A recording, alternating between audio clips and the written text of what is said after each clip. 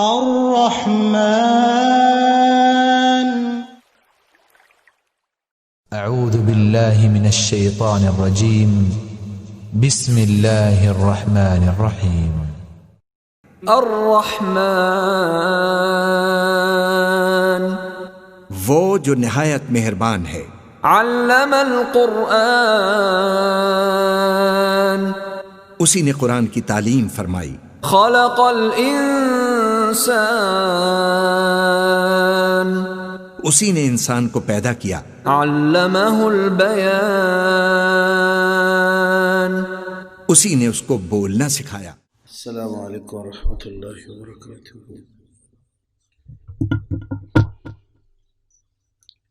ان الحمد للہ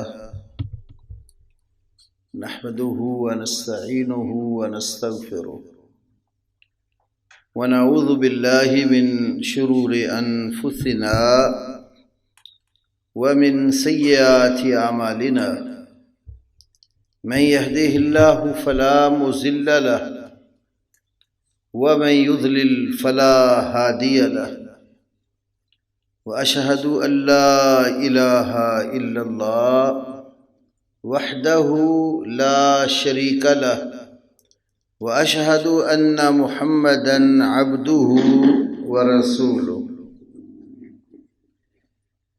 أما بعد فأعوذ بالله السميع العليم من الشيطان الرجيم من همزه ونفخه ونفثه. بسم الله الرحمن الرحيم. وأنزل الله عليك الكتاب والحكمة وعلمك ما لم تكن تعلم وكان فضل الله عليك عظيما. رب اشرح لي صدري ويسر لي أمري واحلل عقدة من لساني يفقهوا قولي. اللهم صل على محمد وعلى آل محمد كما صليت على إبراهيم وعلى آل إبراهيم إنك حميد مجيد. اللهم بارك على محمد وعلى آل محمد كما باركت على إبراهيم وعلى آل إبراهيم إنك حميد مجيد. اللہ رب العالمین نے قرآن حکیم میں سورۃ النساء کی 113 نمبر آیت کریمہ میں ارشاد فرمایا وَأَنزَلَ اللَّهُ عَلَيْكَ الْكِتَابَ وَالْحِكْمَةَ اور اللہ نے تیرے اوپر کتاب اور حکمت نازل کی. وَعَلَّمَكَ مَا لَمْ تَكُنْ تَعْلَمْ اور جو تو نہیں جانتا تھا اس نے تمہیں وہ کچھ سکھایا. وَكَانَ فَضْلُ اللَّهِ عَلَيْكَ عَظِيمًا اور تیرے اوپر اللہ کا ہمیشہ سے بہت بڑا فضل ہے. یہ آیت کریمہ اس مفہوم میں بڑی ہی واضح ہے کہ اللہ کی طرف سے نبی کریم صلی اللہ علیہ وسلم پر جو وحی نازل ہوئی وہ کتاب و حکمت تھی. کتاب اور حکمت یہ دو چیزیں اللہ نے نبی صلی اللہ علیہ وسلم پر نازل فرمائی ہیں. اسی بات کا ذکر سورۃ البقرہ میں دوسرے پارے کے اندر جہاں طلاق کے مسائل اللہ نے بیان فرمائے اس ضمن میں فرمایا کہ وَمَا أَنزَلَ عَلَيْكُم مِّنَ الْكِتَابِ وَالْحِكْمَةِ اللہ نے تمہارے اوپر کتاب و حکمت سے نازل کیا. تو کتاب اور حکمت، کتاب کا یہاں پر معنی قرآن حکیم ہے اور حکمت کا معنی رسول کریم صلی اللہ علیہ وسلم کی سنت ہے۔ کتاب اور حکمت قرآن اور سنت۔ حکمت کا معنی سنت رسول صلی اللہ علیہ وسلم بڑے بڑے محدثین اور مفسرین نے نقل کیا ہے۔ امام محمد بن ادریس الشافعی رحمہ اللہ نے اپنی کتاب الرسالہ میں، دوسری ان کی کتاب احکام القرآن، اور تیسری کتاب امام شافعی کی کتاب الام، تینوں کتابوں میں موجود ہے۔ امام شافعی فرماتے ہیں قرآن پاک میں اللہ نے الکتاب کے ساتھ جو الحکمہ کا ذکر کیا ہے تو وہاں الحکمہ کا معنی سنت ہے۔ پھر امام شافعی رحمہ اللہ لکھتے ہیں مدینہ میں جو لوگ اللہ کی کتاب کا علم رکھتے ہیں ان میں جو سب سے زیادہ پسندیدہ لوگ تھے، میں نے خود ان سے سنا ہے، وہ کتاب و حکمت کا معنی قرآن و سنت کرتے تھے۔ اور بڑے بڑے مفسرین میں سے راس المفسرین امام محمد بن جریر بن یزید الطبری رحمہ اللہ، اسی طرح امام فخر الدین رازی نے تفسیر کبیر میں، امام ابن الجوزی کی تفسیر ہے زاد المسیر فی علم التفسیر، اور امام ابن کثیر کی تفسیر میں، اور بھی بڑے بڑے مفسرین نے حکمت کا معنی السنہ لکھا ہے۔ اور محدثین جو معروف ہیں ان میں امام بخاری کے دادا استاد ہیں اور امام احمد ابن حنبل کے استاد ہیں، امام عبد الرزاق بن حمام الصنعانی رحمہ اللہ، ان کی کتاب ہے تفسیر عبد الرزاق، تو اپنی تفسیر میں الحکمہ کا معنی انہوں نے بھی السنہ لکھا۔ یہ بہت بڑے محدث تھے۔ امام احمد نے اپنی کتاب مسند احمد کے اندر ایک جگہ پر ان کا تذکرہ کرتے ہوئے لکھا ہے کہ بغداد سے امام احمد پڑھنے کے لیے امام عبد الرزاق کے پاس یمن کے شہر صنعاء میں گئے، تو اس وقت اتنی دقت اور حالات کی تنگی تھی کہ صنعاء میں پانی کی بہت قلت تھی۔ امام احمد فرماتے ہیں کہ وضو کے لیے یا پینے کے لیے پانی کی ضرورت پڑتی تو 2-3 میل کا سفر کر کے ہم پانی لے کر رکھتے تھے۔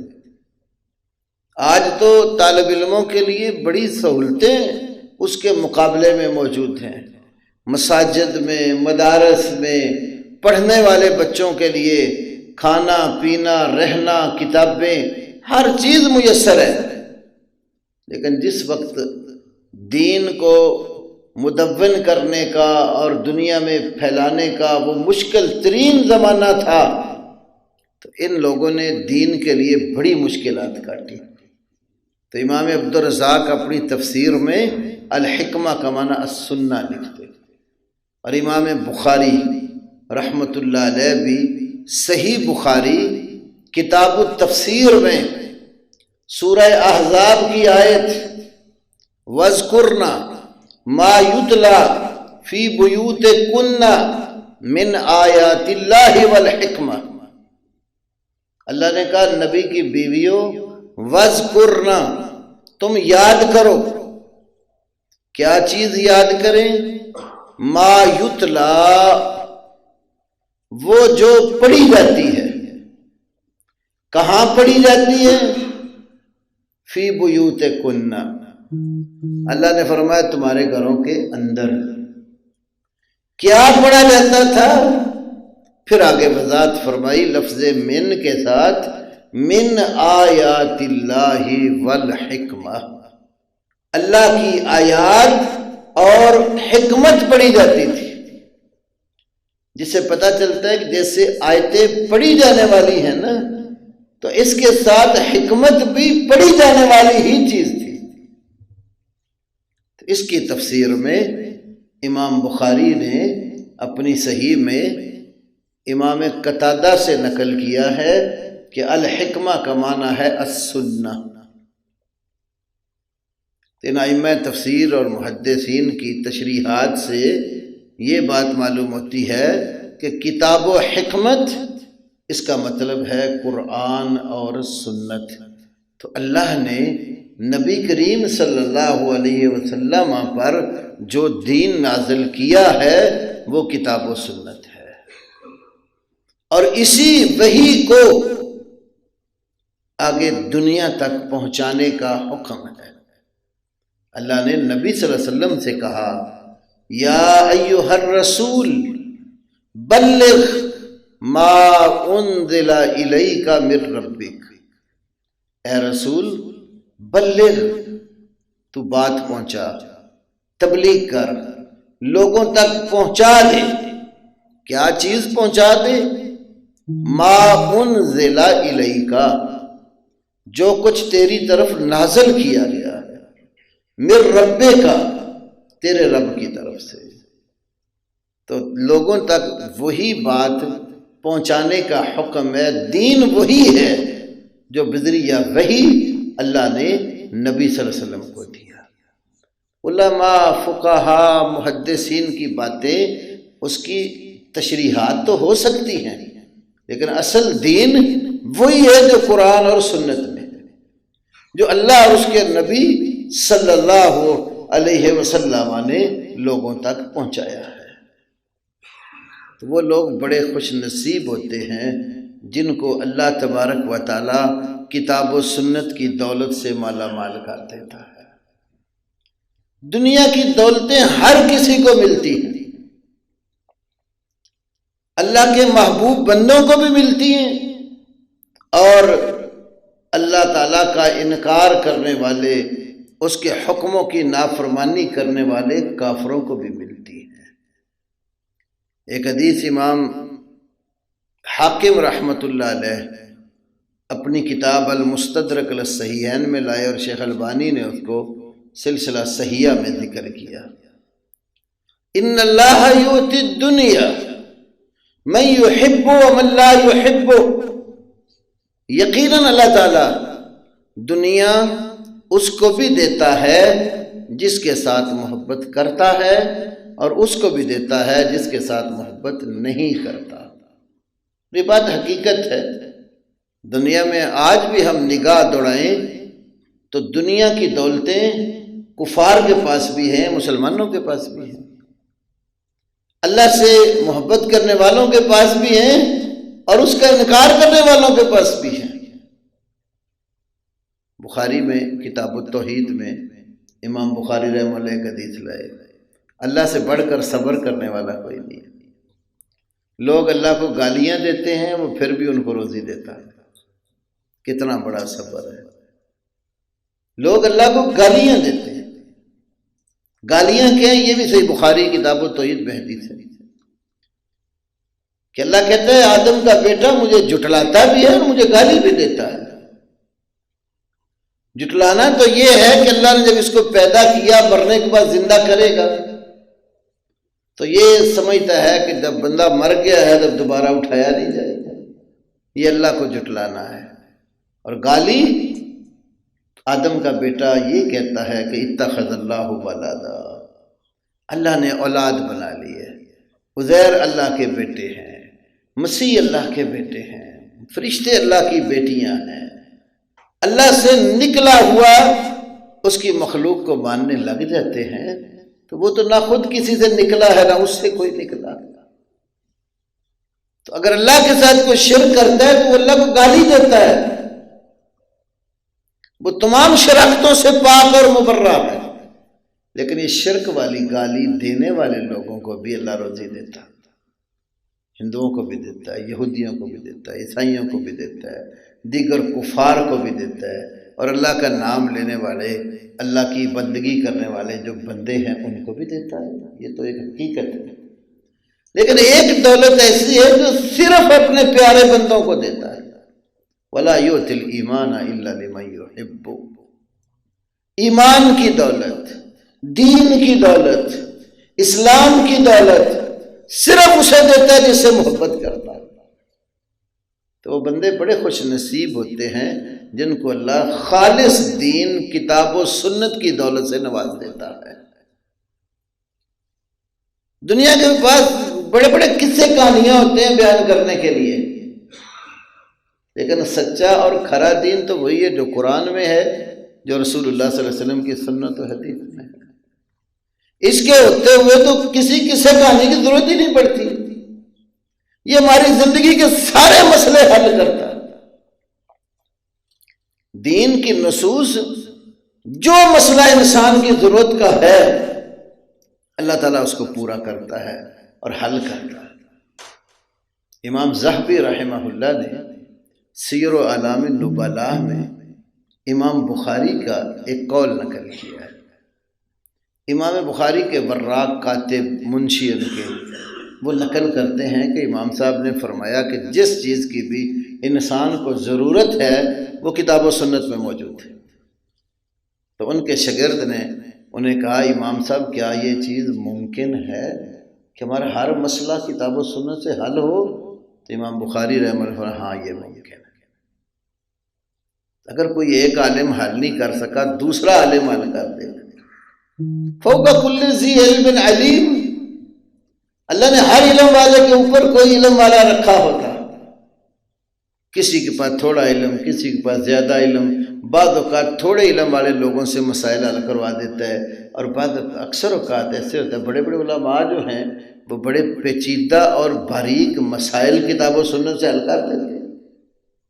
اب امام بخاری کی مثال ہی آپ لے لیں کہ امام بخاری رحمہ اللہ نے کئی ایسے مسائل حل کیے جو امام صاحب سے پہلے کتنے بڑے بڑے فقہا محدثین گزرے ہیں وہ کوئی معقول حل نہیں دے سکے۔ میں ایک مثال دیا کرتا ہوں، ایک شخص کی جوان تھا، شادی ہو گئی، بیوی بھی جوان ہے، اب شادی ہونے کے بعد وہ کہیں بیچارہ گم گیا، لاپتہ ہو گیا، اب اس کی کوئی خبر نہیں ہے وہ کہاں ہے۔ وہ بچی جس کے ساتھ اس کی شادی وہ بھی نوجوان ہے، تب بچی والے تلاش کرتے ہیں، لڑکے والے بھی ڈھونڈ رہے ہیں، کوئی خبر ہی نہیں ملتی کہاں چلا گیا۔ اب اگر بچی شادی کرنا چاہے تو اس کا کیا حل ہے؟ تو امام بخاری سے پہلے کئی فقہا نے مختلف اقوال کہے ہیں، میں بغیر نام لیے دو تین آپ کے سامنے رکھتا ہوں۔ ایک قول یہ بیان کیا جاتا ہے کہ اس آدمی کی عمر 90 برس تک پہنچ جائے پھر حکم لگائیں گے فوت ہو گیا ہے، پھر عورت کو اجازت دیں گے کہ وہ 4 ماہ 10 دن خامند کی وفات کی عدت گزار لے، پھر شادی کرنا چاہتی کر لے۔ دوسرا قول یہ بیان کیا جاتا ہے کہ 120 سال تک جب اس کی عمر پہنچے پھر حکم لگایا جائے گا کہ مر گیا ہے۔ تیسرا قول یہ ہے اس کے ہم عمر سارے لوگ فوت ہو جائیں تو پھر ہم سمجھیں گے وہ بھی فوت ہو گیا ہے، تو اب اگر عورت شادی کرنا چاہتی ہے 4 ماہ 10 دن خامند کی وفات کی عدت گزار کر شادی کر لے۔ اب یہ کوئی معقول حل اس مسئلے کا نہیں ہے۔ اب اتنی عمر گزارنے کے بعد کیا وہ خاتون شادی کے قابل رہ جائے گی؟ تو امام بخاری رحمہ اللہ نے اس مسئلے کو نبی صلی اللہ علیہ وسلم کی ایک حدیث سے حل کر دیا۔ جیسے میں نے شروع میں کہا نا فوق کل ذی علم علیم، اللہ نے بڑے بڑے اس امت میں علم والے علماء فقہا محدثین پیدا کیے ہیں۔ ایک نے مسئلہ حل نہیں کیا، دوسرے نے کوشش کی، اللہ نے اس کے ذہن میں بات ڈال دی۔ تو امام بخاری رحمہ اللہ نے صحیح بخاری میں اس کا حل یہ پیش کیا ہے 1 سال تک لگاتار اس کا اعلان ہوتا رہے، سال بعد بھی کوئی خبر نہیں ملی تو پھر سمجھیں گے فوت ہو گیا ہے۔ اب عورت اگر شادی کرنا چاہتی ہے تو وہ خامد کی وفات کی عدت گزار کر نکاح کروا سکتی ہے۔ اب یہ جو قول ہے نا، آج کے اس دور کو اگر آپ سامنے رکھیں، جتنا میڈیا ترقی کر چکا ہے تو یہ خبر پھیلانے میں کوئی دیر نہیں لگتی دنیا میں۔ Social media, print media, electronic media, ابھی ہم یہاں بیٹھے ہیں تو خبر ہماری پتہ نہیں کہاں کہاں گردش کر رہی ہوگی کہ اس مسجد میں درس ہو رہا ہے، لائیو جا رہا ہوتا ہے پروگرام، دنیا دور دراز اس کو دیکھ رہی ہوتی ہے۔ تو اگر 1 سال لگاتار یہ ذرائع استعمال ہوں تو دنیا کے ہر خطے میں میسج چلا جائے گا، پھر بھی کوئی خبر نہیں ملتی کہ وہ خطہ زمین پر ہے کہ نہیں، تو سمجھ لو فوت ہو گیا۔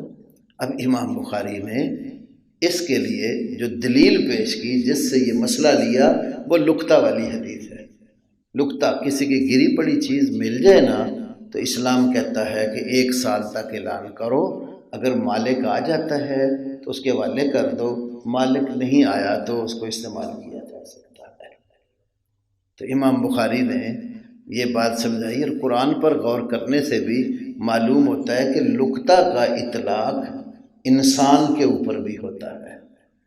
انسان کہیں گرا ہوا مل جائے نا تو اس کو بھی لقطہ کہا جاتا ہے۔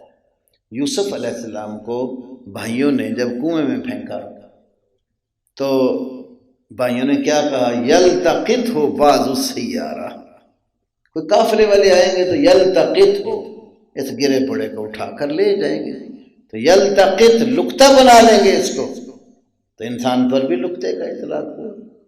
موسیٰ علیہ السلام کو والدہ نے تابوت بنا کر تو اس میں ڈال کر دریا کے حوالے کر دیا۔ وہ جب تابوت فرعون کے محل کے پاس سے گزر رہا ہے تو اس کی بیوی نے دیکھ لیا، تو فَالْتَقَطَهُ آلُ فِرْعَوْنَ، فَالْتَقَطَهُ، اس کو لقطہ بنا لیا آل فرعون نے، فرعون کے گھر والوں نے۔ تو قرآن بتاتا ہے کہ انسان کے اوپر بھی اس لفظ کا اطلاق ہوتا ہے۔ تو انسان لاپتہ ہو گیا، گم گیا، نہیں مل رہا تو سال تک اعلان کرو۔ اسلامی نظریاتی کونسل میں بھی جب مفتی تقی عثمانی صاحب چیئرمین ہوتے تھے، مولانا شہاد القصری حافظ اللہ نے مجھے بتایا، وہ اس کونسل کے ممبر تھے۔ جب یہ قانون سفارشات گورنمنٹ کو علماء پیش کرنے لگے، انہوں نے کہا 4 سال والا قانون پیش کرو، فقہ مالکی میں 4 سال ہے۔ تو عصری صاحب کہنے لگے، میں نے عثمانی صاحب کو کہا کہ حضرت 1 سال والا قول بھی ہے اور آج کے دور کے حساب سے اس کو دیکھا جا سکتا ہے۔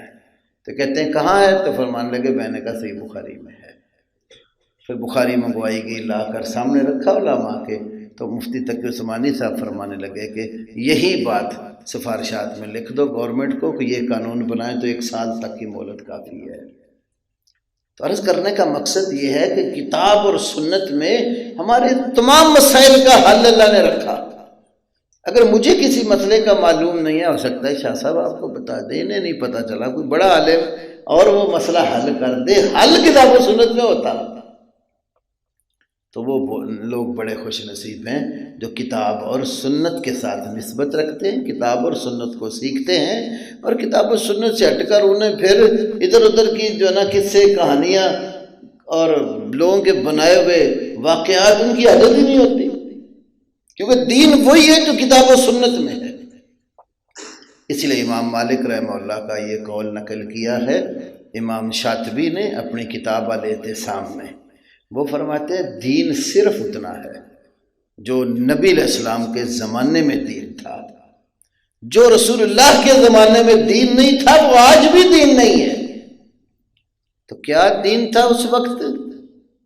قرآن کی آیت پڑھی، مسئلہ جو بیان کیا نا، دلیل قرآن سے دی، الیوم اکملت لکم دینکم واتممت علیکم نعمتی ورضیت لکم الاسلام دینا۔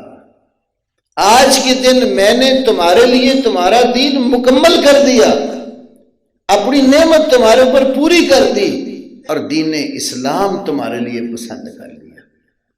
تو اللہ نے دین آپ پر مکمل کیا۔ تو امام مالک فرماتے ہیں اگر کوئی بندہ سمجھتا ہے کہ دین کا کوئی مسئلہ ابھی باقی رہ گیا ہے جو نبی پاک بتا کر نہیں گئے، فقد زعم ان محمدن صلی اللہ علیہ وسلم خان فی الرسالہ، اس بندے نے یہ سمجھ رکھا ہے کہ محمد صلی اللہ علیہ وسلم نے علیہ باللہ رسالت میں خیانت کر دی۔ دین کا مسئلہ ہوتا تھا بتا کر جاتے، اگر آپ نے نہیں بتایا تو سمجھو دین کا مسئلہ نہیں ہے، کیونکہ اللہ نے کہا بلغ ما انزل الیک من ربک، اے رسول تیرے رب کی طرف سے جو کچھ اتارا گیا اس کو آگے پہنچا، فَإِن لَمْ تَفْعَلْ فَمَا بَلَّغْتَ رِسَالَتَهُ، اگر تو نے ایسا نہیں کیا تو تو نے اس کی رسالت کو نہیں پہنچایا۔ تو یہ کیسے ہو سکتا ہے مسئلہ دین کا ہو اور رسول پاک صلی اللہ علیہ وسلم امت کو بتا کر نہ گئے؟ اگر ایسا ہو جائے علیہ باللہ تو پھر معنی الٹ نکلتا ہے کہ آپ نے تبلیغ رسالت کا حق نہیں ادا کیا، تو یہ تو ہم سوچ بھی نہیں سکتے، اور یہ اللہ کے رسول کی رسالت اور نبوت کے خلاف ہے کہ اللہ حکم دے نبی کو کہ ما انزل جو ہے اس کو آگے پہنچا اور نبی نہ پہنچائے۔ تو اس لیے کتاب اور سنت ہمارے لیے تمام مسائل کا حل ہے۔ تو کتاب و سنت سے آج کے اس درس میں رسول اللہ کی ایک نصیحت آپ کے سامنے رکھتا ہوں۔ ایک حدیث کی کتاب ہے کتاب المعجم، امام ابو سعید ابن العربی اس کے مؤلف ہیں۔ وہ حدیث سنن ابن ماجہ میں بھی ہے اور امام احمد کی مسند میں بھی ہے۔ تو کئی ایک علماء اس حدیث کی سند کو حسن قرار دیتے ہیں، اور اس میں جو مسئلہ ذکر ہوا ہے وہ عمومی آیات اور حدیث سے بھی ملتا ہے۔ ابو ایوب انصاری رضی اللہ تعالیٰ عنہ نے کہا، ایک شخص رسول اللہ صلی اللہ علیہ وسلم کے پاس آیا تو اس نے کہا عزنی و اوجز، اللہ کے نبی عزنی، آپ مجھے نصیحت فرمائیں، و اوجز، اور ایجاز اور اختصار سے کام لیں، چھوٹی سی مختصر سی نصیحت کر دیں۔ نبی پاک صلی اللہ علیہ وسلم کو اللہ نے جو خوبیاں عطا فرمائی تھیں ان میں سے ایک خوبی یہ تھی آپ کی زبان مبارک سے جو کلمات صادر ہوتے تھے الفاظ مختصر سے ہوتے تھے اور معانی اور مفاہیم اس میں بڑے وسیع ہوتے تھے۔ انما اوتیت جوامع الکلم، ایک حدیث میں یہ بھی ایک فرمایا مجھے جامع کلمات دیے گئے ہیں۔ تو نصیحت پہلی نماز کے حوالے سے کی، اذا قمت فی الصلاۃ فصلی صلاۃ مودع، جب تم نماز ادا کرنے کے لیے کھڑے ہو جاؤ تو الوداع کہنے والے شخص کی طرح نماز ادا کرو، الوداعی اور آخری سمجھ کے پڑھو، تاکہ اللہ کے ہاں وہ قبول ہو جائے اور تمہارے نجات کا ذریعہ اور سبب بن جائے۔ یعنی نماز کی ادائیگی بھی کرنی ہے اور نماز اچھے طریقے سے پڑھنی ہے، اور ہر عبادت اچھے طریقے سے کرنے کا شرع میں حکم بلکہ سکھایا گیا ہے۔ نماز کے بعد ایک دعا مانگتے ہیں نا، ہمارے جتنے کیلنڈر مساجد میں دعاؤں والے لٹکے ہوتے ہیں اس میں بھی یہ لکھی ہوتی ہے۔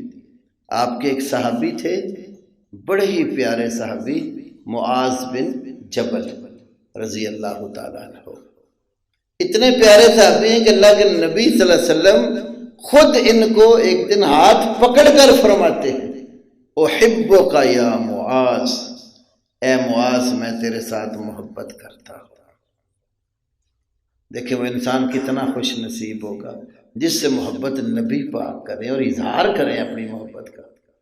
اور حضرت معاذ بھی اللہ کے نبی سے محبت کرتے تھے، تو رسول اللہ صلی اللہ علیہ وسلم کے ساتھ معاذ بن جبل رضی اللہ عنہ کو محبت کا دوہرا رشتہ حاصل تھا، آپ کے محب بھی تھے اور محبوب بھی تھے۔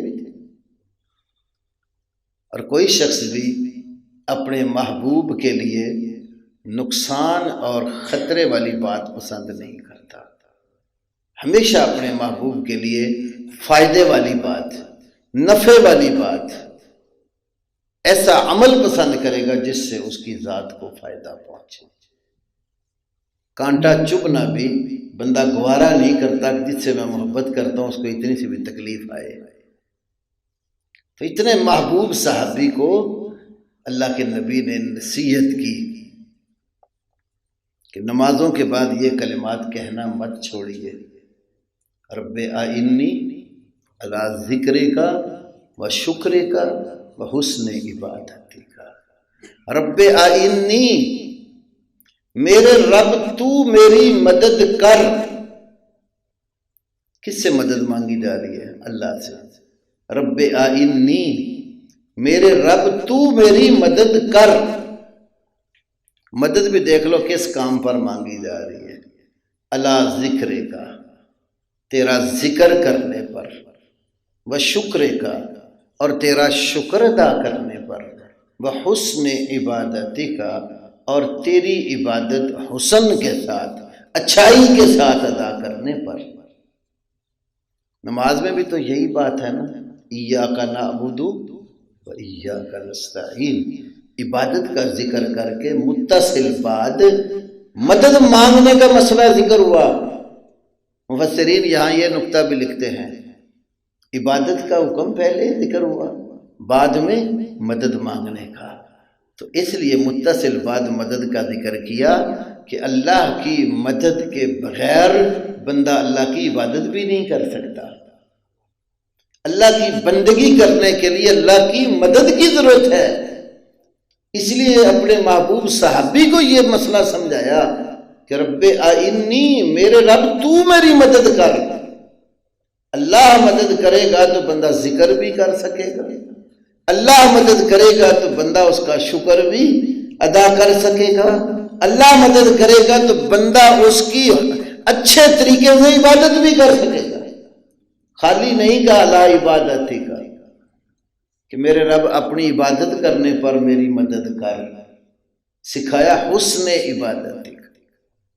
عبادت کرنے والے تو بڑے لوگ ہیں، کرتے ہیں، نمازیں پڑھتے ہیں، 5 وقت نماز پڑھنے والے لوگ موجود ہیں، لیکن جب نماز پڑھتے ہیں تو نماز میں ان کی اتنی سپیڈ اور تیزی اور سرعت اور جلد بازی ہوتی ہے کہ کوئی سکون سے پیچھے نماز پڑھنے والا کھڑا ہو تو نہیں پڑھ سکتا۔ یہ طریقہ ٹھیک نہیں ہے۔ بندگی نہیں خالی کہا، بندگی میں حسن ہونا چاہیے، بندگی میں اچھائی اور بہتری ہو، قیام صحیح، رکوع صحیح، سجدہ صحیح، ہر رکن اعتدال اور اطمینان کے ساتھ ادا ہو۔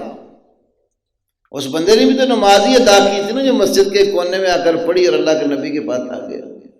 حدیث مسیء الصلاۃ جس کو محدثین کہتے ہیں، نماز خراب کرنے والا بندہ، تو نماز ادا کر کے آ گیا تو کیا فرمایا؟ ارجع فصلی فإنک لم تصلی، لوٹ جا کے نماز ادا کر، تو نے نماز ادا نہیں کی۔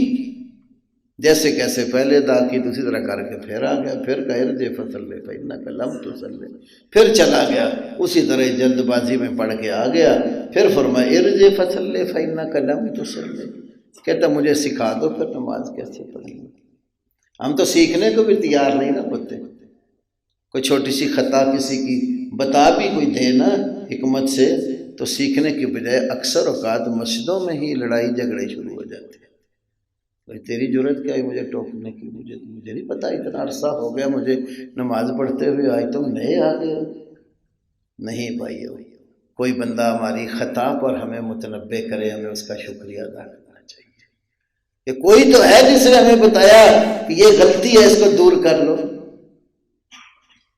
تو اچھے طریقے سے نماز ادا کرنا یہ اللہ کے رسول نے سکھایا۔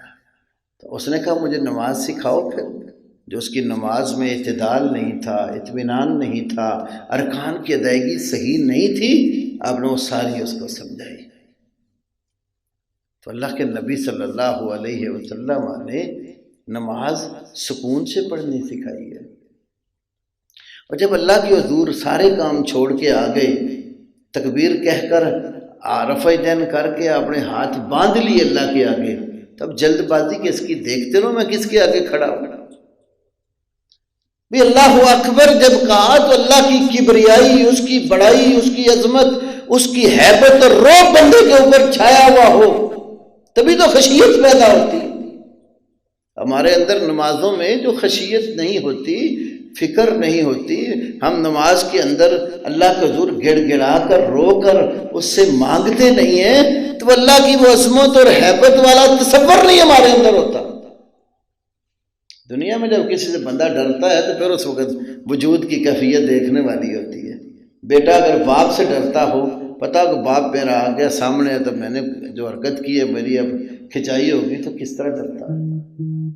تو بندہ اگر یہ سمجھے کہ میں بندہ ہوں، میں مخلوق ہوں، میں عابد ہوں اور وہ میرا معبود ہے، اب میں اس کے آگے کھڑا ہوں، تو پھر خشیت اور انابت اللہ کے ساتھ ہو نا تو نماز میں سکون اور اطمینان آتا ہے. تو جو ہمارے اسلاف تھے رسول اللہ صلی اللہ علیہ وسلم، صحابہ کرام، ان کی نمازیں کبھی سیرت اور سوانح کی کتابوں میں دیکھیں کیسے اللہ کے آگے کھڑے ہوتے تھے. ان کی پوری توجہ اور دھیان نماز میں ہوتا تھا. ہم ہوتے نماز میں ہیں اور حساب کتاب اپنی دکانوں کا کر رہے تھے، توجہ نہیں ہوتی. میرے بھائیوں، رسول اللہ صلی اللہ علیہ وسلم نے یہ جو سکھایا نا کہ نماز جب پڑھو تو الوداعی سمجھ کے پڑھ لو. تو الوداع جب بندہ کسی کو کرتا ہے، ہمارا کوئی دوست صاحب مستقل بھی نہیں، چند دنوں کے لیے ملک سے باہر جانا، ایئرپورٹ جاتے ہیں چھوڑنے، تو حاجی صاحب جا رہے ہیں حج کرنے یا عمرہ کرنے تو کتنی محبت سے ملتے ہیں. وہ بھی حسرت بری نگاہوں سے دیکھ کر جاتا ہے، پتہ نہیں میری دوبارہ یہاں آمد ہونی بھی ہے کہ نہیں، ملاقات ہو کہ نہ ہو. تو بڑے اچھے طریقے سے ویلکم کرتے ہیں ایک دوسرے کو.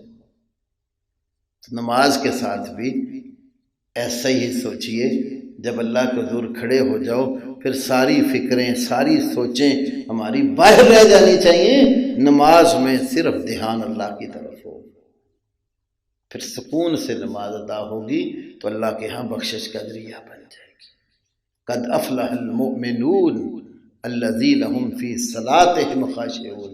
فرمایا وہ ایمان کا والے کامیاب ہیں جو نمازوں میں خشوع اور خضوع کرتے ہیں، عاجزی اور انکساری کرتے ہیں، یہ فلاح پانے والے ہیں. قد افلح من تزکا وذکر اسم ربہ فصلی. یقیناً وہ شخص کامیاب ہو گیا، فلاح پا گیا جس نے اپنے آپ کو پاک صاف کر لیا اور اپنے رب کا نام ذکر کیا اور نماز ادا کی.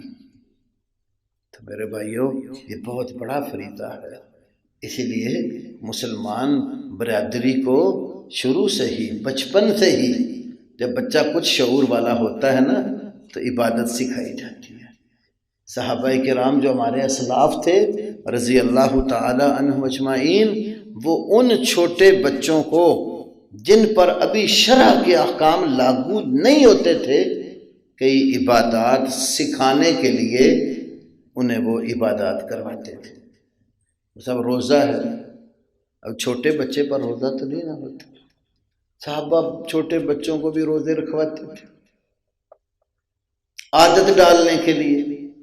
بخاری میں حدیث ہے، روزے رکھوا کے مسجد میں لے آتے تھے اور ساتھ روئی کا ایک گٹھا بھی لے آتے. اب بچہ اگر بھوک کی وجہ سے بلکتا ہے، پیاس کی وجہ سے روتا ہے، اس کو کچھ کھانے پینا چاہیے تو کھانا پینا نہیں دیتے تھے، روئی کے گٹھے کا لعبہ، کھلونا، گڑیا قسم کی چیز بنا کر دے دیتے تھے تاکہ بچے کا دل بہل جائے، روزہ پورا ہو جائے. دیکھ لیں اسلام نے یہ چیز مسجد میں بھی برداشت کی ہے، بچے کو روزے کی عادت ڈالنے کے لیے. ورنہ یہ گڑیاں اور کھلونے مسجدوں میں تو نہیں لائے جائے، لیکن اسلام نے اس کو بھی برداشت. ہم تو بچوں کو مسجد میں آنا برداشت نہیں کرتے. تقریباً ہر مسجد میں ایسے ہوتا ہے. بہت مسجدوں میں دیکھتے ہیں کوئی بچہ تھوڑا سا شور کر دے تو کئی بزرگ ہمارے غصے میں آ جاتے ہیں.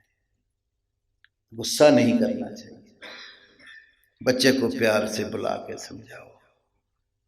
زیادہ شرارتی جو لے کر آیا اس کو بھائی جان بچے کو کا خیال رکھو، لاؤ ضرور لیکن اس کو کنٹرول میں رکھو، قابو میں رکھو.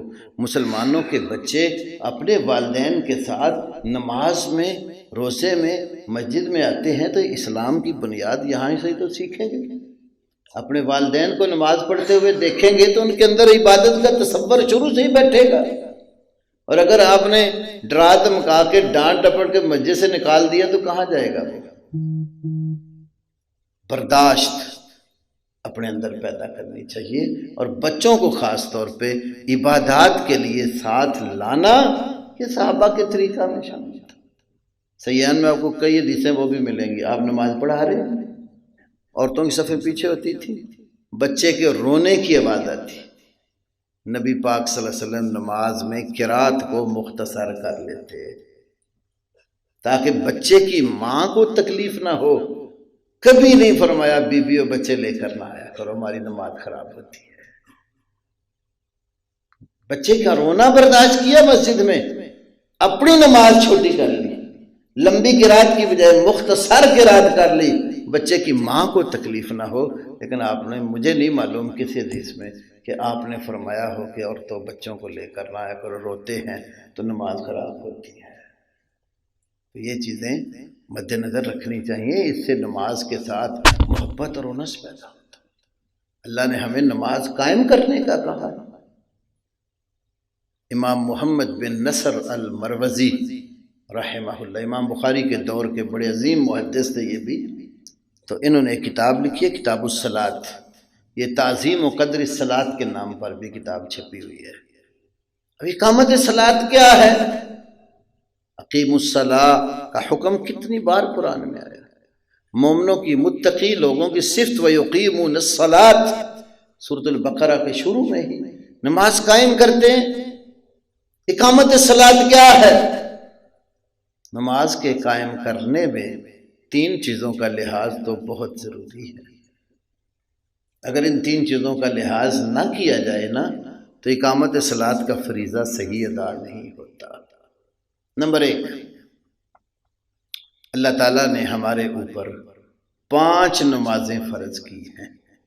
رسول اللہ صلی اللہ علیہ وسلم کا مشہور فرمان ہے، 5 صلوات کتبہن اللہ علی ابن آدم، 5 نمازیں اللہ نے آدم کے بیٹے پر فرض کر دی ہیں، 5 ہی پڑھ لی۔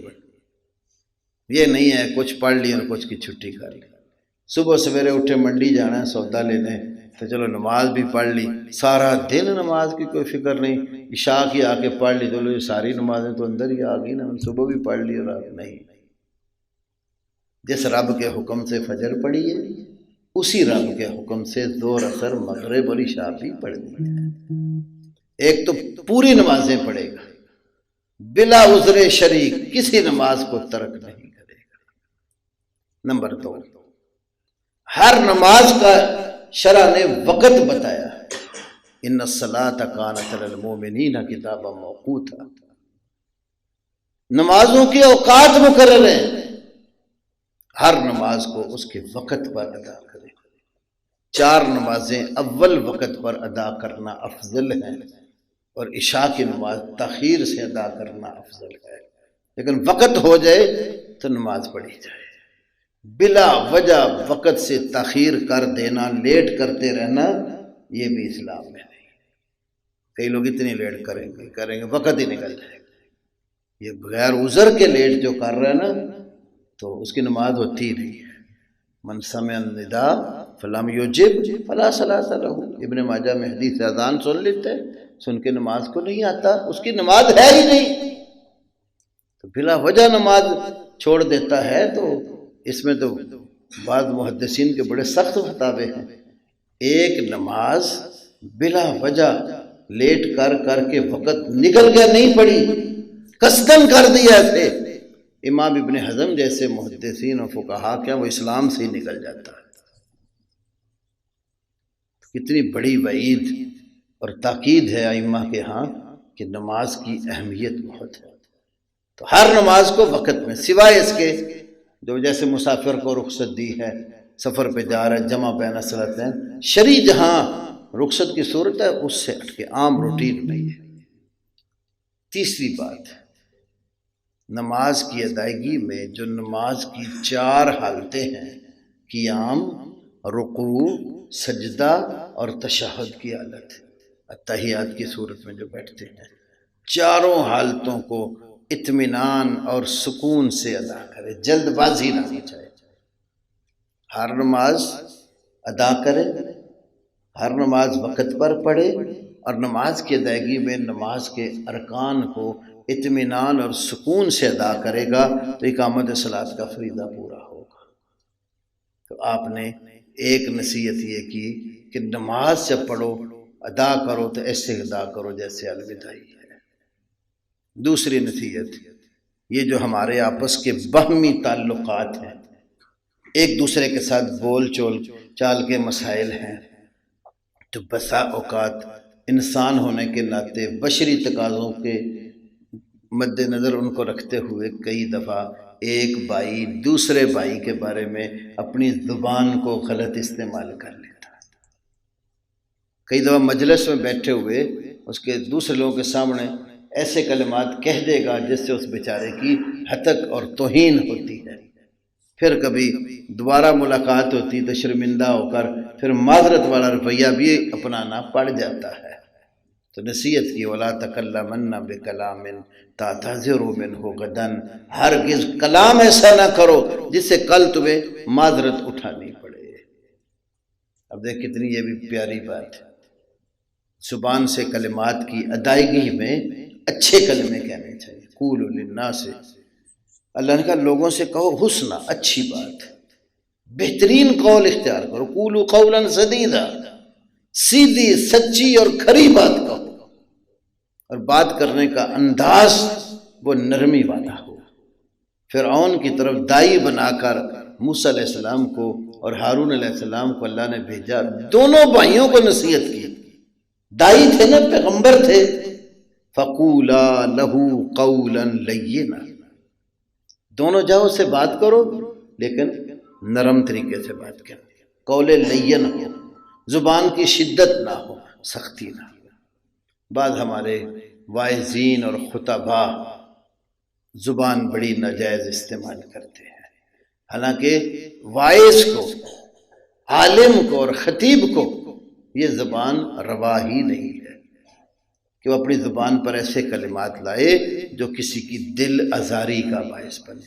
بات سچی کرے، سیدھی کرے، کتاب اور سنت کی کرے، اور لہجہ اس کا، بات کرنے کا انداز اور طریقہ اس کا وہ نرمی پر مبنی ہو، ایسی بات اثر رکھتی ہے۔ جو سختی والے رویہ ہوتا ہے نا، اس کا اثر اچھا نہیں ہوتا۔ اللہ نے نبی علیہ السلام کو بڑا ہی نرم اور دھیمے لہجے والا بنایا، سخت اور اکھڑ مزاج نہیں بنایا۔ وَلَوْ كُنْتَ فَظًّا غَلِيظَ الْقَلْبِ، اگر آپ اکھڑ مزاج اور سخت دل والے ہوتے، لَانْفَضُّوا مِنْ حَوْلِكَ، اللہ نے کہا تمہارے آس پاس بیٹھنے والے جتنے لوگ ہیں سارے ہی بھاگ جاتے، کوئی بھی قریب نہ تھا۔ آپ کی اچھی زبان کا اثر تھا، لوگ آپ کی بات سنتے تھے۔ تو قراء کو خاص طور پر، علماء کو، واعظین کو، منبر و محراب کے وارثوں کو خاص طور پر اپنی زبان بہتر سے بہتر طریقے سے استعمال کرنی چاہیے۔ میرے بھائیوں، نبی صلی اللہ علیہ وسلم کے پاس آنے والے جب آپ کے پاس بیٹھتے تھے نا تو آپ کی بات کا اثر لیے بغیر نہیں رہتے تھے، اللہ جس کے کھاتے میں اللہ نے ہدایت نہیں لکھی وہ ایک الگ صورت ہے۔ عام یہی رویہ تھا، یہی روٹین تھی، جو بھی پاس آتا لوگ بڑا اس کو ورگلاتے کہ محمد ایک ایسی شخصیت پیدا ہو گئے ہیں جو ہمارے الہوں کو نہیں مانتے، آپ کے بارے میں طرح طرح کے کلمے بولتے کہ آپ جو ہے نا جادوگر ہیں، ساحر ہیں، مجنوں ہیں، دیوانے ہیں، سحر زدہ ہیں، حق سے پھرے ہوئے ہیں، جو منہ میں آتا کہتے۔ لیکن اللہ نے آپ کو ایسا میٹھے انداز والا بنایا کہ آپ ان لوگوں کے ساتھ بھی اچھا رویہ رکھتے تھے۔ طائف میں آپ کو کتنی مار پڑی، آپ کوئی زمین لینے تو نہیں گئے تھے، کوئی دنیا کا فائدہ لینے تو نہیں گئے تھے، کسی فنڈ کے لیے تو نہیں آپ گئے تھے، اس لیے گئے تھے کہ اگر مکے والوں میں کوئی بندہ مسلمان نہیں ہوتا تو طائف جاتا ہوں، ان کو دین کی دعوت دیتا ہوں، ہو سکتا ہے وہاں سے کوئی مسلمان پیدا ہو جائے۔ تو آپ دعوت دے رہے ہیں اور وہاں کے سرداروں نے، عبد یالیل وغیرہ نے اپنے نوجوان لڑکوں کو پیچھے لگا دیا، آپ دین کی طرف بلا رہے ہیں، اللہ کی طرف دعوت دے رہے ہیں، وہ آپ کو پتھر مار رہے ہیں۔ تو اللہ کے نبی نے ان کو بھی بد دعا نہیں دی، یہی اللہ سے امید رکھی، آج اگر یہ لوگ مسلمان نہیں ہوتے تو ہو سکتا ہے کل ان کی نسلوں میں سے کوئی مسلمان پیدا ہو جائے۔ یہ کردار اگر ہمارا ہو نا تو لوگ ضرور قریب آئیں، اور اگر ہمارے قریب لوگ نہیں آتے تو اس میں ہماری زبان کی خطائیں اور غلطیاں بھی ہوتی ہیں۔ یہی زبان ہے نا، کئی علماء یہ کہتے ہیں کہ زبان لفظ جو ہے با کے نیچے ایک نقطہ ہے نا، تو اگر یہ اس نقطے میں ایک نقطہ اور بڑھا دیں زیاں بن جاتا ہے، جس کا معنی نقصان۔ نقطے برابر بھی زبان جب خطا کھاتی ہے نا تو فائدہ نہیں ہوتا، نقصان ہوتا ہے۔ میں نے ایک عالم کی تقریر سنی تو اس نے ایک بڑی عجیب سی حکایت بیان کی۔ کہتے ہیں زبان سے کسی نے کہا تم اپنے 32 دشمنوں کے اندر رہتی ہو تو بچاؤ کیسے کرتی ہو؟ یہ زبان ہے نا، نرم سا گوشت کا ٹکڑا ہے اور 32 دانتوں کا حصار ہے اس کے باہر لگا ہوا ہے، تھوڑی سی زبان نیچے آ جائے تو کتنی تکلیف ہوتی ہے۔ تو یہ حکایت بیان کی جاتی ہے کہ زبان سے کسی نے کہا کہ تم اپنے 32 دشمنوں کے اندر رہتی ہو تو بچاؤ کیسے کرتی ہو؟ تو زبان کا یہی جواب تھا، میں اپنی نرمی کی وجہ سے بچتی ہوں۔ آپ غور کریں، جتنے بھی آپ کے معاشرے میں دشمن ہوں، آپ کے مخالف ہوں، آپ کی زبان نرم ہوگی، یہ زبان نرم آپ کو ان کی دشمنی سے بچا ہی لے گی، فتنہ فساد کی نوبت نہیں آئے گی۔ اور الحمدللہ میں نے اپنے اس مختصر سی زندگی میں کئی جگہوں پر اس کا تجربہ کیا۔ ہری پور ہدارہ میں ایک دفعہ میں گیا، ایک مسجد میں نماز پڑھی، کھلا بٹ میں مسجد ہے، وہ کافی بڑی مسجد ہے، سعودیہ کے تعاون سے شیخ ابو عبدالعزیز نورستانی حافظہ اللہ تعالیٰ، اللہ ان کو صحت عافیت عطا فرمائے، تو انہوں نے وہاں بنوائی مسجد ہے۔ اسی طرح بڑی عالی شان مسجد ہے، اس سے بڑی ہے وہ۔ تو نماز میں نے وہاں پڑھی تو ایک صف نمازیوں کی تھی، وہ قاری صاحب تھے، وہ میرے واقف نکل آئے، تو مجھے کہنے لگے کہ آپ آج ہمارے پاس رکیں تو رات کا درس ہو جائے۔ تو میں نے کہا چلو ٹھیک ہے۔ میں وہاں رکا، انہوں نے اعلان کیا، قریب میں ہی ہمارے ایک اور مسلک والوں کا مدرسہ تھا بہت بڑا۔ تو جب میرا اعلان ہوا تو وہ 300-400 طالب علم اور کچھ مفتی حضرات مسجد میں آ گئے۔ جو ہمارے وہاں کے مقامی لوگ تھے بیچارے بڑے پریشان تھے، کہا آپ کائے کے پرے، یہ ہمارے مسلمان بھائی ہیں، آئے ہیں مجھے سننے، تو یہ میرا ان کے ساتھ مسئلہ ہے، آپ خاموش رہیں، چپ کر کے بیٹھیں، بس جو یہ بات کریں گے تو میں خود ہی کروں گا۔ جب میں درس کے لیے بیٹھا تو ان کے جو مفتی سے 3-4 وہ آگے بیٹھ گئے، تو مجھے کہنے لگے کہ ہم نے آپ سے مسائل پوچھنے ہیں، کہ آپ نے ہمارے جواب دے کے جانا، ویسے ہم نے جانے نہیں دینا۔ میں نے کہا ٹھیک ہے، کوئی بات نہیں، آپ پوچھیں لیکن لکھ کر مسئلہ بھیجیں۔ مجلس میں اگر میں بھی بولتا ہوں، کوئی آپ میں سے کھڑا ہو کر بولتا ہے تو تکرار ہو جاتی ہے، تو اس سے مجلس کا رنگ خراب ہوتا ہے۔ تو مسئلہ تو دین سمجھنا سمجھانا ہے، تو اگر آپ واقعی اس میں سیریس ہیں تو پھر آپ ضرور لکھ کر سوال کریں گے۔ جس سوال کا میں نے جواب دیا آپ کو تسلی نہ ہوئی، آپ دوبارہ اس پر سوال لکھیں، جب تک آپ کی تشفی نہیں ہوتی آپ سوال بھیجتے تھے۔ میں انشاءاللہ اتنی دیر تک نہیں اٹھوں گا جب تک آپ جواب آپ کو پورا نہ سمجھا لوں۔ 2 گھنٹے انہوں نے میرے ساتھ سوال و جواب کی نشست کی، جیسے میں آپ سے ہنستے کھیلتے مسکراتے چہرے سے بات کر رہا ہوں، یہی انداز میں نے رکھا، وہ جو مسئلہ پوچھیں میں اللہ کی توفیق سے کوئی آیت کریمہ، کوئی حدیث رسول، کوئی ہمارے ان بھائیوں کی مسئلہ کی کتاب سے حوالہ دے دوں ساتھ۔ پھر جب انہوں نے دیکھا جو مسئلہ ہم پوچھ رہے ہیں وہ اس کا جواب دے رہے، پھر انہوں نے کچھ غصے والی باتیں بھی لکھی، چلو اس کو غصہ آئے تو مسئلہ خراب ہو، تو ایسے سوال آئے تو میں نے وہ حدیث بیان کر دی۔ اللہ کے نبی صلی اللہ علیہ وسلم سے ایک شخص نے آ کر کہا یا رسول اللہ مجھے نصیحت کرو، فرمایا لا تغضب، غصہ نہ کر۔ اس نے کہا کوئی اور نصیحت، فرمایا لا تغضب، غصہ نہ کر۔ اس نے کہا یا رسول اللہ کوئی اور نصیحت، فرمایا لا تغضب، غصہ نہ کر۔ میں نے کہا اب جتنے مرضی غصے والا سوال کرو، مجھے رسول پاک صلی اللہ علیہ وسلم کی سنت سے یہ بات ملتی ہے کہ میں نے آپ سے غصہ نہیں کرا۔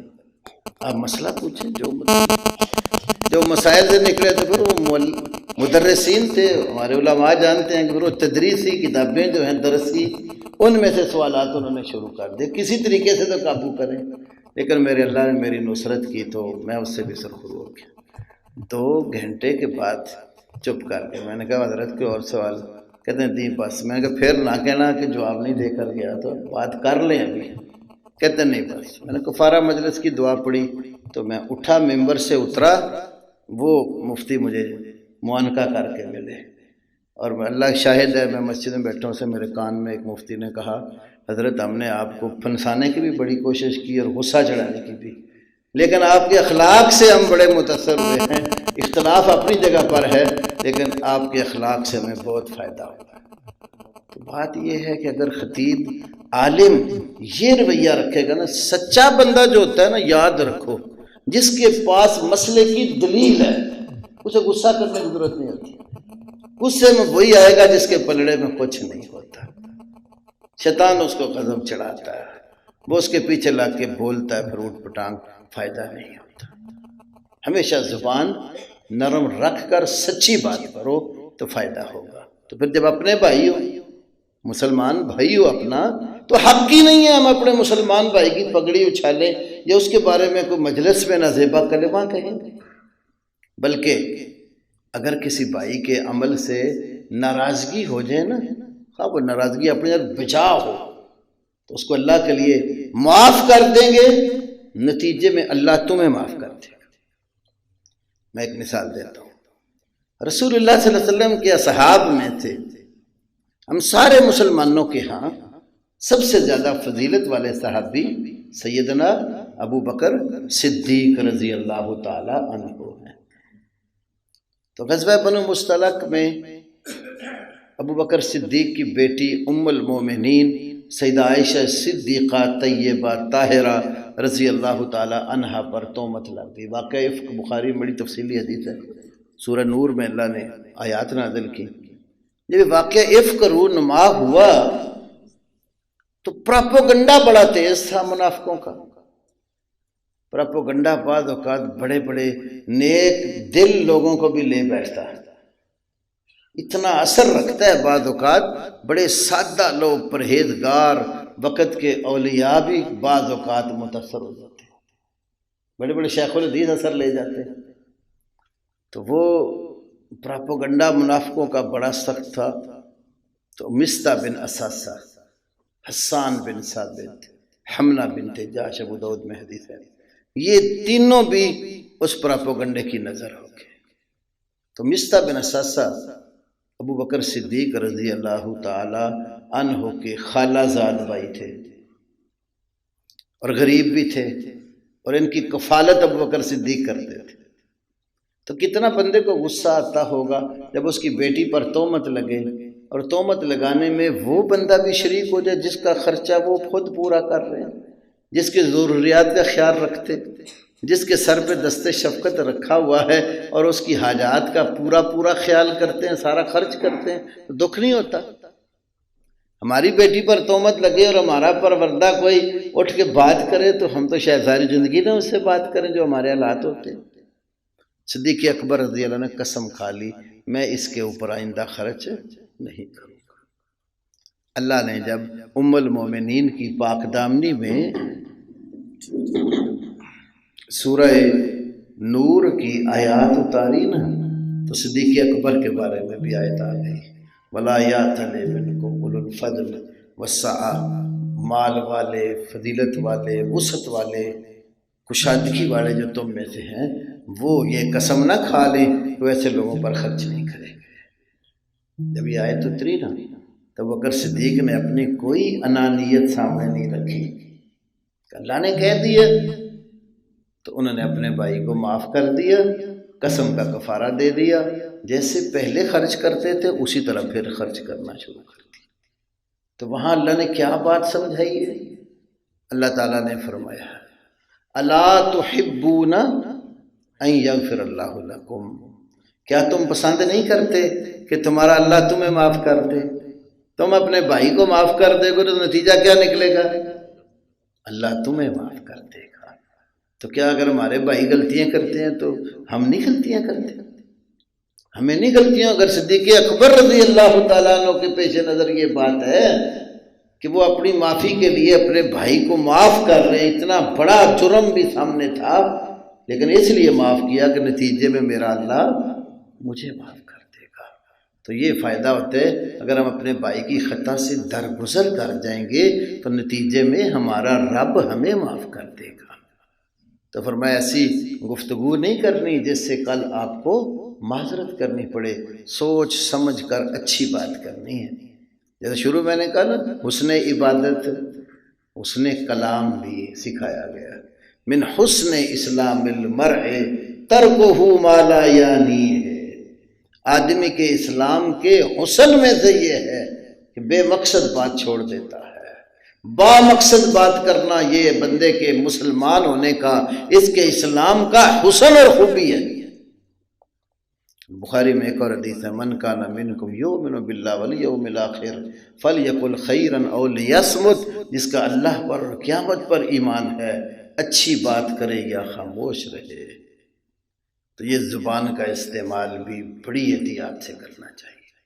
غیبت، چغل خوری، جھوٹ، ایک دوسرے کی تہمت ترازی، ان سارے جو زبان کی آفتیں ہیں اس سے ہمیں بچنا چاہیے.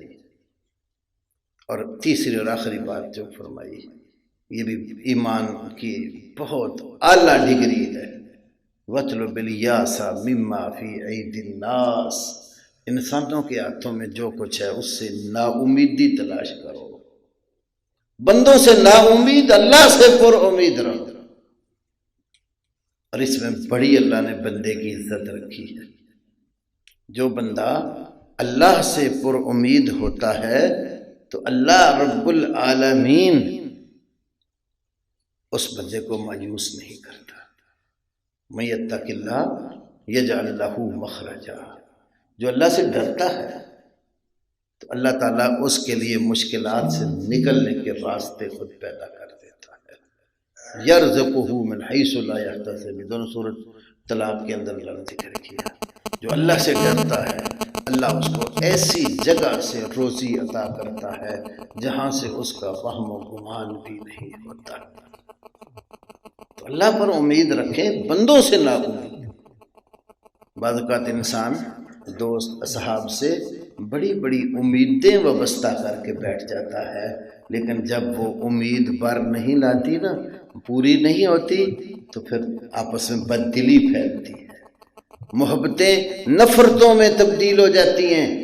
اور جب کسی سے محبت کرو اللہ کے لیے، کوئی آپ کی دنیا کی غرض لالچ ہی نہیں، بے لوث ہو کر کسی مسلمان سے محبت کرو گے، کوئی غرض لالچ طمع امید نہیں رکھو گے، تو اس مسلمان کے ہاں بھی عزت بڑھے گی، اللہ کے ہاں بھی عزت بڑھے گی. کیونکہ جو اللہ سے جتنا زیادہ مانگتا ہے اتنا اللہ اس سے راضی ہوتا ہے، اور جو اللہ سے مانگتا نہیں ہے اللہ اس سے ناراض ہوتا ہے. ایک حاکم وغیرہ میں یہ بھی حدیث ہے، من لم یسأل اللہ یغضب علیہ. جو اللہ سے سوال نہیں کرتا، اللہ سے مانگتا نہیں ہے، اللہ اس پر غضبناک ہوتا ہے. وہ بندہ رب کو ناراض کر لیتا ہے جو اس سے مانگتا نہیں، اور جو جتنا مانگتا ہے اتنا اللہ اس سے راضی ہوتا ہے. اور مسلمان جب اللہ سے مانگتا ہے نا، مسلمان کی دعا کبھی بھی رائے گاں اور بیکار نہیں رہتی. مسند احمد میں حدیث ہے، علامہ حسمی بھی مجموع زوائد میں لائے. بندہ جب اللہ سے مانگتا ہے نا تو اس کی دعا کی 3 صورتوں میں سے ایک صورت ضرور بن جاتی ہے. یا تو جو اللہ سے مانگا ہوتا ہے اللہ وہی عطا کر دیتا ہے، یا پھر وہ تو نہیں دیا جو مانگا، اس کے بدلے آنے والی مشکلات اور مصیبتوں میں سے اللہ کوئی مصیبت دور کر دیتا ہے. اگر یہ بھی نہ ہوا تو وہ دعا قیامت والے دن بندے کے لیے ذخیرہ بن جاتی ہے. لیکن دعا کسی موقع پر بھی ضائع، تو تمہارا رب خود بلا بلا کے کہتا ہے، قال ربکم ادعونی استجب لکم. تمہارے رب نے کہا ہے تم مجھے پکارو، میں تمہاری پکار قبول کرتا ہوں. نبئ عبادی انی انا الغفور الرحیم. میرے بندوں کو خبر دے دیجئے میں بے حد بخشنے والا نہایت مہربان ہوں. تو جو اللہ کے در پہ آتا ہے نا، اللہ کو روٹھا ہوا ناراض نہیں پاتا، من یعمل سوءا او یظلم نفسہ ثم یستغفر اللہ یجد اللہ غفورا رحیما۔ جو برا عمل کر بیٹھے، اپنی جان پر ظلم زیادتی کر بیٹھے، پھر اللہ تعالیٰ کے در پہ استغفار کرے، معافی مانگے، بخشش طلب کرے، رب کو روٹھا ہوا ناراض نہیں پائے گا۔ یجد اللہ غفور الرحیم، اللہ کو بے حد بخشنے والا، نہایت مہربان پائے گا۔ تو اللہ سے جو اپنا تعلق قائم کر لیتا ہے، اللہ رب العالمین اس کو عزت سے سرفراز کرتا ہے، اور اللہ تعالیٰ اس کا مشکلات اور مصائب میں مددگار بن جاتا ہے۔ تو اس لیے میرے بھائیوں، یہ عقیدے کے ساتھ ایمان سے تعلق رکھنے والی بات ہے، اور ایک مسلمان موحد ہمیشہ اپنی امید اللہ سے رکھتا ہے۔ شیخ عبد القادر جیلانی رحمہ اللہ کے بارے میں آتا ہے، دنیا سے جانے کا وقت قریب تھا تو اپنے بیٹوں کو پاس بلا لیا۔ یہ ان کی وصیت، ان کی کتاب الفتح الربانی اور دوسری کتاب فتوح الغیب اس کے آخر میں چھپی ہوئی ہے۔ اب بیٹے کو کیا سمجھاتے ہیں؟ میرے بیٹے، اللہ کے سوا کسی سے ڈرنا نہیں، امید اللہ سے وابستہ رکھنی، اور اذا سألت فاسأل اللہ واذا استعنت فاستعن باللہ۔ وہی نصیحت جو نبی علیہ السلام نے عبداللہ ابن عباس کو سکھائی، جو ہم ہر نماز میں کہتے ہیں کہ جب بھی سوال کرنا ہے اللہ سے کر، جب بھی مدد طلب کرنی ہے اللہ سے کر۔ تو جو اللہ سے مدد مانگتا ہے، اللہ سے پر امید رہتا ہے، دنیا اور آخرت میں کامیاب و کامران ہو جاتا ہے۔ جو اللہ کا در چھوڑ کے در در پہ مانگتا ہے، وہ ہمیشہ ذلیل و خوار ہوتا ہے۔ اس کو عزت نہ اس جہان میں نہ اس جہان میں، وہاں بھی کسی نے کام نہیں آنا، یہاں بھی کوئی کام نہیں آئے گا۔ تو اس لیے میرے بھائیوں، ایک تو ہمیں اپنے تمام مسائل کے حل کے لیے قرآن اور سنت کی طرف توجہ رکھنی چاہیے، اور پھر اہم ترین عبادات میں سے نماز جیسی عبادت کا پورا دھیان اور پوری توجہ اور انہماک رکھنا چاہیے، خود بھی، اپنے گھر والوں کو بھی، بیوی بچوں کو بھی، کوئی فیکٹری کارخانے والا ہے اپنے ماتحت افراد کو بھی نماز کے اوپر لگائے۔ نماز کا وقت ہو گیا، کاروبار اپنا بند کر کے ان کو بھی کہ آجو نماز پڑھو۔ اس سے آپ دیکھنا آپ کے کاروبار میں بھی اللہ برکت عطا کرے گا۔ اگر کوئی زیادہ ایسا بات ہو، ایسی مشینوں کا مسئلہ ہوتا ہے اس کو بند نہیں کر سکتے، تو 2 گروپ بنا لیں، اول وقت میں ایک نماز پڑھ کے آ جائے، دوسرا اس کی جگہ ڈیوٹی کرے، پھر وہ نماز پڑھیں، جماعت کے ساتھ نماز ادا کریں۔ بہرحال جیسے بھی ممکن ہو، مقصد میرا یہ ہے نماز ہر حالت میں پڑھنی ہے، یہ نہیں چھوڑنی، اور آئزین کی ساری سے پڑھنی، اور باہمی تعلقات میں زبان کا استعمال انتہائی احتیاط سے کرنا ہے، اور ہمیشہ اپنے رب سے امیدیں لگا کے بیٹھنا ہے، اللہ کی مخلوق پر امیدیں نہیں رکھنی۔ جی کچھ سوالات ہیں۔ جادو ہو جانے کی علامات، اور جادو ہو جائے تو اس کا علاج کا مصنون طریقہ۔ تو طریقہ تو میں عرض کرتا ہوں، اب علامات ماشاءاللہ ہمارے یہاں جاوید صاحب موجود ہیں جن کا یہ اسپیشل شعبہ ہے، ان سے پوچھ لینا۔ تو علاج قرآن اور سنت سے موجود ہے۔ نبی پاک صلی اللہ علیہ وسلم نے فرمایا، آرزو علیہ رقاکم لیس بہ باث ما لم یکن فیہ شرک۔ آپ نے فرمایا اپنے دم میرے اوپر پیش کرو، جس دم میں شرکیہ کلمات نہ ہوں، وہ دم کرنے میں کوئی حرج نہیں ہے۔ تو دم کے ذریعے اس کا علاج ہو جاتا ہے۔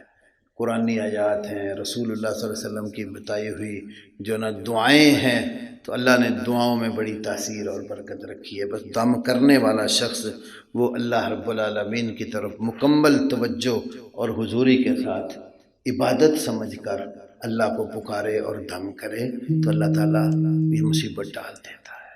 تو بسا اوقات آزمائش لمبی بھی ہو جاتی، ہر بیماری کا علاج بھی ہے نا، تداو یا عباد اللہ۔ اللہ کے نبی نے فرمایا اللہ کے بندو بیماریوں کا علاج کرو، اللہ نے ہر بیماری کا علاج پیدا کی۔ تو بسا کچھ دوائی جلدی اثر نہیں کرتی، یہ بھی ہوتا ہے۔ بڑے بڑے ماہر ڈاکٹروں سے بھی بندہ علاج کرواتا ہے، مہنگی فیسیں بھی بھرتا ہے، اچھی اچھی دوائی استعمال کرتا ہے، تو بعض اوقات شفا نہیں ملتی، دیر ہو جاتی، اور بسا اوقات چھوٹا سا کوئی ٹوٹکا بندہ کرتا ہے تو شفا ہو جاتی ہے۔ تو یہ اللہ کے پاس ہے، بندے نے علاج کرنا ہے۔ تو دم کیا جائے مسلسل تو قرآنی آیات کا اور رسول اللہ صلی اللہ علیہ وسلم کی سنن اور حدیث میں موجود ادعیہ سے، تو اللہ تعالیٰ اس کے لیے کرم فرما دیتا ہے۔ کیا جب میت کو لے کے جاتے ہیں اس وقت اونچی آواز میں کلمہ طیبہ پڑھنا جائز ہے؟ کیا یہ کسی حدیث کی کتاب میں ہے؟ کسی حدیث کی کتاب میں نہیں ہے۔ جو بھائی پڑھتے ہیں ہمارے ان بھائیوں کی کتابوں میں بھی اس کی ممانعت ہے۔ فتاوی عالمگیری میں، فتاوی شامی میں تفصیل کے ساتھ لکھا ہوا ہے، جنازے کے ساتھ جانا ہے تو آواز اونچی نہیں کرنی، خاموشی کے ساتھ جانا ہے۔ اس پر میں نے اپنی کتاب آپ کے مسائل اور ان کا حل میں تفصیلی چیزیں فقہ کی کتابوں سے بھی درج کی ہیں، تو یہ ثابت نہیں ہے۔ جو بچہ 5 نماز پڑھتے اچانک چھوڑ دے، بار بار کہنے کے باوجود نماز نہ پڑھ، کیسے سمجھے؟ سمجھانا تو اسی طرح حکمت اور دنائی سے ہے۔ آپ کے ماتحت ہے، 10 سال کا ہو گیا، نہیں پڑھتا تو اب اس کو تعدیب کے لیے مار بھی سکتے ہیں، یہ ابو داؤد کی حدیث ہے۔ نماز میں سر ڈھانپنا چاہیے، مرد کے لیے اس کے بغیر بھی نماز ہو جاتی ہے، سر ڈھانپ کر پڑھے تو یہ بھی رسول پاک کا طریقہ ہے۔ عورت کے لیے یہ فرمایا گیا ہے کہ عورت کی نماز اوڑھنے کے بغیر اللہ قبول نہیں کرتا۔ تو رسول اللہ صلی اللہ علیہ وسلم کی جو لباس کی صورت حدیثوں میں آئی ہے تو اس میں آپ کے سر پر پگڑی کا بھی ذکر ملتا ہے۔ صحابہ کرام کے لیے حج کے مسائل دیکھیں گے کہ احرام والے نے کیا کیا چیزیں پہننی ہیں، کیا نہیں پہننی۔ ان کو حالت احرام میں ٹوپیاں پہننے سے منع کیا، جس سے معلوم ہوتا ہے ٹوپیاں پہنتے تو تھے، حالت احرام میں روکا ہے۔ تو یہ لباس کے اندر ہے۔ نماز کے فرائض میں اگرچہ مرد کے لیے یہ نہیں ہے، لیکن یہ بھی معنی نہیں ہے کہ آپ سر ڈھانپیں نا، تو آپ اپنے سر پر ٹوپی باندھیں، ٹوپی رکھیں، سر کے اوپر پگڑی باندھیں، یہ بھی رسول اللہ کے لباس کے جو طریقے سنن بیان اس میں آتا ہے۔ اور آخری نماز جو آپ نے پڑھی تھی وہ آپ نے ایک کپڑے میں پڑھی تھی، یہ ترمذی میں حدیث ہے اور بھی کئی کتابوں میں۔ میں نے بہت سے لوگوں سے سنا ہے کہ جب بھی واش روم میں جائیں تو سر ڈھانپ کر جانا، یہ کوئی مسئلہ نہیں ہے، یعنی پراپر پردہ تو ہونا چاہیے۔ آپ نے حاجت کرنی ہے نا، تو قضائے حاجت جتنا چھپاؤ میں ہو اتنا چھپ کر لوگوں کی نظروں سے اوجھل اور دور ہو کر کرنا، یہ شرع مطلوب ہے۔ یہ نہیں ہے کہ سر کے اوپر کپڑا بھی حاجت کے لیے ہو، یہ اس کا کوئی مسئلہ نہیں ہے۔ اولاد کے حصول کا وظیفہ، کچھ دعائیں پڑھیں، رب ہب لی من الصالحین، جو نبیوں نے اللہ سے مانگا ہے، رب لا تذرنی فردن وانت خیر الوارثین۔ تو ہمارا کام ہے مانگنا، دینا اللہ کا کام ہے۔ تو ذریت طیبہ صالح، اللہ سے اولاد مانگنی چاہیے اور یہ دعائیں کریں۔ والدین کی مغفرت کی دعا بھی بالکل کرنی چاہیے، رب ارحمہما کما ربیانی صغیرا۔ ویسے بھی دوسری بھی دعائیں رب اجعلنی مقیم الصلاۃ والی میں بھی، تو ماں باپ کے لیے بخشش کی دعا مانگیں۔ ماں باپ اگر آپ کے عقیدہ توحید پر فوت ہوئے ہیں، واضح کفر و شرک لے کر نہیں گئے، یا کیا انہوں نے لیکن ان کو کسی نے بتایا نہیں، جاہل اور لا علم ہو کر گئے، کوئی خبر دینے والا نہیں تھا، سمجھانے والے نے سمجھایا نہیں ہے، اسی طرح چلے گئے، تو ان کے لیے اللہ سے بخشش کی دعا مانگے۔ جب مسلمان بچہ ماں باپ کے لیے بخشش کی دعا مانگتا ہے، شیخ البانی سلسلہ صحیحہ میں ایک حدیث لائے، اللہ اپنے اس ایمان والے بندے کا درجہ کروں، فرمایا سلی امک، اپنی ماں سے صلہ رحمی کر۔ یہ تو ماں ہے، یہ باپ ہے نا، ماں باپ دنیا سے چلے جائیں، ان کے بعد باپ کے دوست اور ماں کی جو سہیلیاں ہیں وہ آپ کے حسن سلوک کے بہت زیادہ حقدار ہوتے ہیں۔ یہ عبداللہ ابن عمر رضی اللہ عنہ کی حدیث، امام نووی بھی ریاض الصالحین میں بھی لائے ہیں۔ سفر پہ جا رہے تھے، پگڑی باندھی ہوئی تھی، گدھے پر سوار، ساتھ غلام بھی ہے، راستے میں ایک اجنبی مل گیا، اترے سواری سے، امامہ اور پگڑی اتار کر اس کے سر پہ رکھا، سواری اس کو دی، خود پیدل چل پڑے۔ خادم پوچھتا ابن عمر یہ کیا کیا؟ تو کہنے لگے یہ شخص میرے باپ عمر کا دوست ہے، اور اللہ کے نبی نے کہا ہے باپ کے بعد زیادہ بر اور اچھے سلوک کا حقدار تمہارے باپ کا دوست ہے۔ تو میں نے تو اس کے پیچھے نظر اپنے باپ کے دوست کے سر پر پگڑی رکھی اور اس کو سواری دی ہے۔ ماں باپ کی پھر عظمت کا آپ اندازہ لگا لیں، جب خاص طور پر مسلمان ہوں، تو اس لیے میرے بھائیوں اپنی والدین کے لیے خصوصی دعا مانگا کرو، ان کے بڑے احسانات ہیں دین و دنیا کے لحاظ سے، ہر چیز میں عروج پر تھی، لیکن ایک حادثہ کے بعد ساری چیزیں زوال کا شکار۔ لوگ وجہ بتاتے ہیں شاید نظر لگ گئی ہے، نظر لگ گئی سمجھتے ہیں تو نظر بد کی دعا مانگے۔ اللہ رب العالمین بعض اوقات اپنے بندوں کو عروج پہ لے جا کر نیچے بھی گراتا ہے تو آزمائش مقصود ہوتی ہے۔ اللہ کے پیغمبر ایوب علیہ السلام کو کیا کچھ نہیں دنیا میں دیا تھا، پھر ابتلا اور آزمائش کی، وہ دنیا کا جو کچھ بھی تھا سب جاتا رہا، ایک لمبا عرصہ بیمار رہے، اللہ سے مانگتے ہی رہے نا، اور مانگا بھی کتنے مقدس انداز سے، رب انی مسنی الضر وانت ارحم الراحمین، میرے رب مجھے ضر، تکلیف، دکھ پہنچا ہے اور تو سب سے بڑھ کر رحم کرنے والا ہے۔ کمال انداز تھا پیغمبر کا اللہ سے بات کرنے کا۔ پھر اللہ نے جب دیا، پھر وہ پچھلا بھی دیا، پھر آگے اس کی مثل اور بھی دیا، ڈبل کر کے دیا۔ اور ایک ایمان والے پر جب کوئی تنگی آتی ہے نا تو اللہ ایک تنگی کے بدلے اس کو 2 آسانیاں دیتا ہے۔ سورۃ الم نشرح کی آخری 2 آیتیں پڑھ لو، ان مع العسر یسرا، یقیناً عسر تنگی کے ساتھ آسانی ہے۔ یہ بات پھر دہرائی، یقیناً تنگی کے ساتھ آسانی ہے۔ علماء جانتے ہیں جب کوئی چیز ایک بار پہلی دفعہ ذکر کی ہو، معرفہ ہو، پراپر ناؤن ہو، دوبارہ ذکر کریں پھر اس کو، تو وہ دوبارہ معرفہ ہی لیں، پہلی دفعہ معرفہ ہو یا نکرہ، دوبارہ معرفہ لے آئیں، پراپر ناؤن لے آئیں تو اس سے مراد وہ ایک چیز ہوتی ہے۔ اور کامن ناؤن ہو، نکرہ 2 بار آ جائے تو اس سے دونوں چیزیں الگ الگ مراد ہوتی ہیں۔ تو العسر 2 بار آیا تو یہ 2 تنگیاں مراد نہیں ہیں، ایک تنگی ہے۔ یسر 2 بار آیا، نکرہ ہے، کامن ناؤن ہے، اس سے 2 آسانیاں مراد ہیں۔ یہاں یہ سمجھایا کہ ایمان والے پر ایک مشکل آتی ہے، اللہ پاک جب آسانیاں لاتا ہے تو ایک مشکل کے بدلے میں آسانیاں کتنی دیتا ہے۔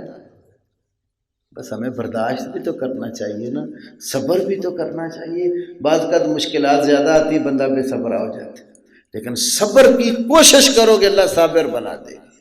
یہ میرے نبی محمد کریم صلی اللہ علیہ وسلم کا فرمان ہے، صحیح بخاری میں، وَمَن يَتَصَبَّرْ صَبَّرَهُ اللَّهُ، جو صبر کرنے کی کوشش کرتا ہے اللہ اس کو صابر بنا دیتا ہے۔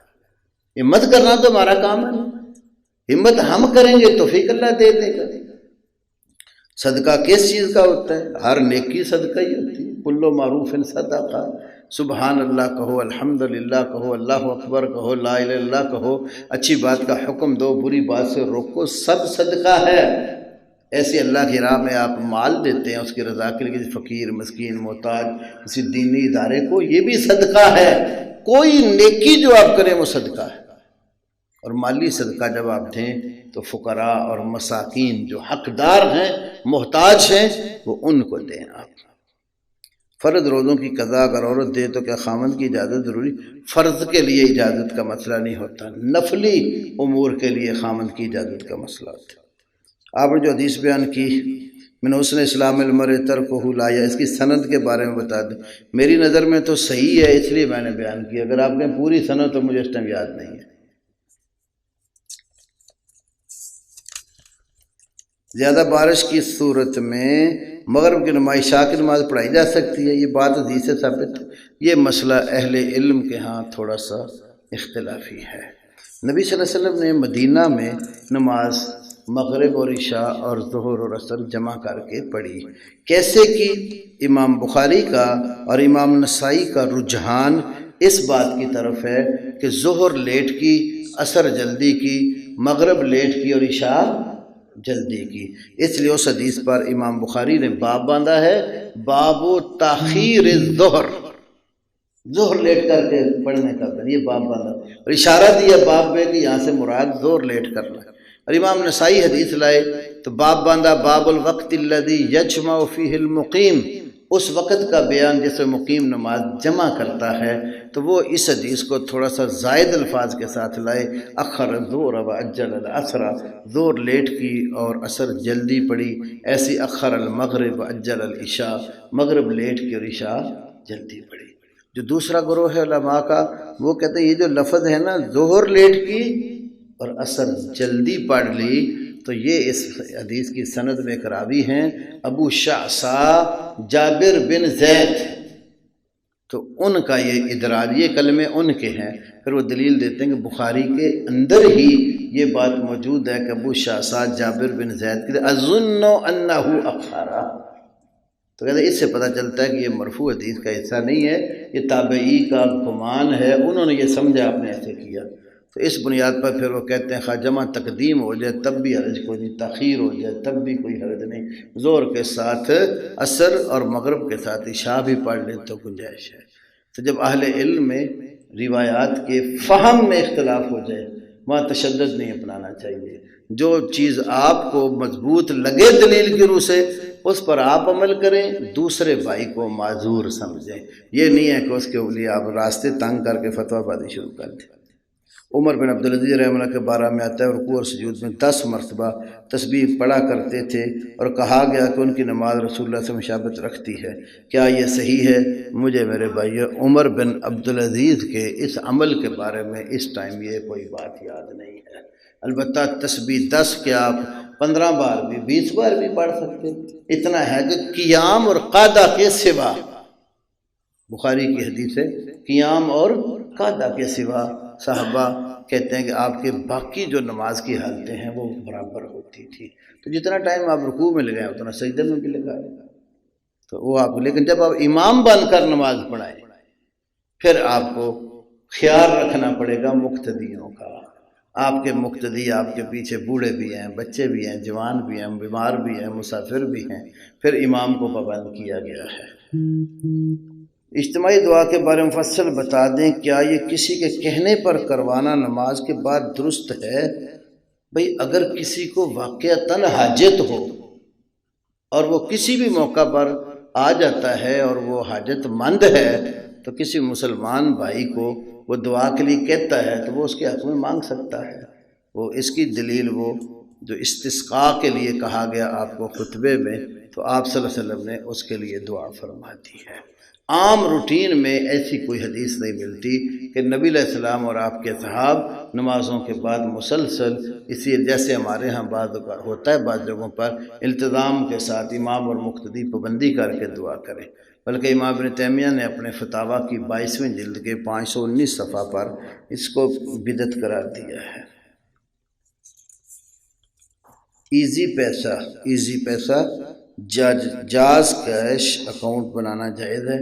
ایزی پیسہ یا جاز اکاؤنٹ بعض اوقات تو یہ ہوتا ہے کہ آپ نے ایک اکاؤنٹ کھولا ہے، آپ اس میں ایک مخصوص رقم جمع کرواتے ہیں اور وہ مخصوص رقم آپ کی اسی طرح کھڑی رہتی ہے اور اس پر وہ آپ کو نفع دیتے ہیں، خواہ وہ منٹوں کی صورت میں دیں خواہ پیسے کی صورت میں دیں، تو مخصوص رقم پر جو آپ کو نفع دیتے ہیں یہی رقم آپ نے بینک میں رکھی ہوتی اور آپ کو ہر مہینے مخصوص اس پر پرافٹ ملتا، تو کیا کہنا تھا؟ بس صرف تھوڑی سی الفاظ کی ہیرا پھیری ہے۔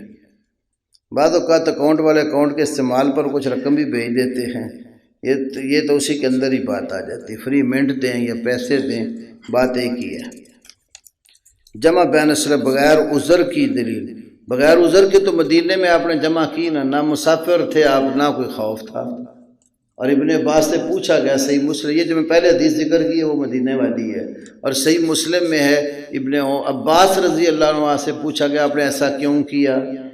انہیں فلی اللہ یحرج امتہ، تاکہ اپنی امت کو حرج میں نہ ڈالیں، تو اگر حرج ہوتا ہو رفع حرج کے لیے جمع بین صلاتین ہو سکتی۔